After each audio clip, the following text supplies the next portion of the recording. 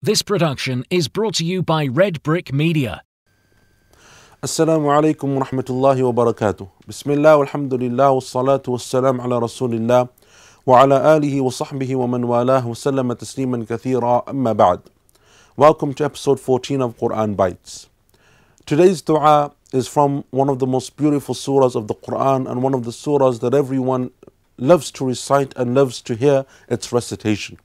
It is none other than Surah Yusuf, verse number 101, wherein Allah subhanahu wa ta'ala says, أعوذ بالله من الشيطان الرجيم رب قد آتيتني من الملك وعلمتني من تأويل الأحاديث فاطر السماوات والأرض أنت ولي في الدنيا والآخرة توفني مسلما وألحقني بالصالحين.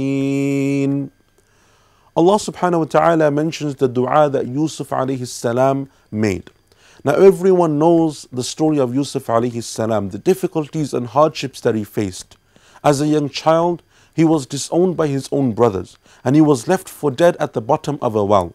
And then he was found in that well by a caravan of people who took him into bondage and slavery, and they sold him as a slave. From a free child, from a free boy, not only is he disowned by his own family, which would have severe psychological implications upon him, but then Allah subhanahu wa ta'ala decrees that he should be made a slave. So he's sold as a slave, and he's sold to one of the leaders of Egypt.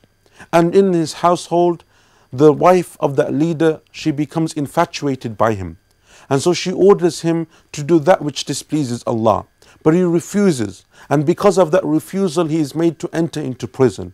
And from there he stays for many years in prison until finally Allah decrees that he comes out, and then Allah subhanahu wa ta'ala gives him kingdom and he gives him sovereignty and he gives him many blessings and wealth, until finally his brothers and his parents return to him and they reconciliate. After that very long journey that Allah subhanahu wa ta'ala mentions in Surah Yusuf, this is the dua that Yusuf alayhi salam makes at the end of the surah. He makes at the end when his own father returns to him, when he meets his father and his mother and all of his brothers and the whole family is reunited. He says, Rabbi qad ataytani min al-mulk. Oh Allah, you have given me much of this kingdom and sovereignty. وَعَلَّمْتَنِي مِنْ تَأْوِيلِ الْأَحَادِيثِ. And you have taught me from the interpretations of dreams. فَاطِرَ السَّمَاوَاتِ وَالْأَرْضِ. Oh Allah, you are the originator, the creator of the heavens and the earth. أَنْتَ وَلِيِّي فِي الدُّنْيَا وَالْآخِرَةِ. Oh Allah, you are my protector and guide in this life and the next. توفني مسلما. So Allah, allow me to die as a Muslim. وَأَلْحِقْنِي بِالصَّالِحِينَ.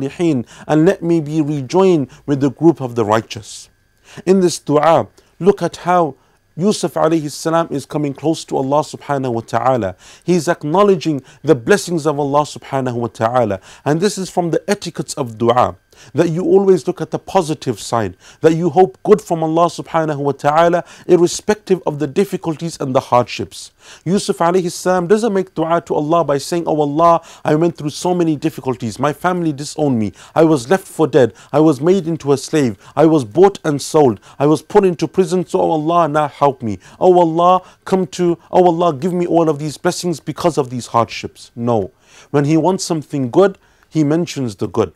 And when you want Allah to save you from the affliction that He has given you, then you mention that affliction. Here, Yusuf alayhi salam is praising Allah and blessing him, and he is using the favors that Allah has bestowed upon him.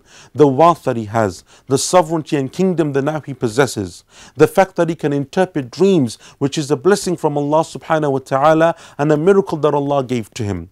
Oh Allah, you are the one who created the heavens and the earth. Oh Allah, no one can do anything in the dunya except with your permission. No one in the heavens and the earth can harm me or benefit me unless you decree it. Oh Allah, I don't need anyone else. I don't need anyone in the dunya. I don't need their money. I don't need their wealth. I don't need anything. You are sufficient for me, O Allah. Anta waliyyi fi dunya wal akhirah. You are sufficient for me as a guide and a protector.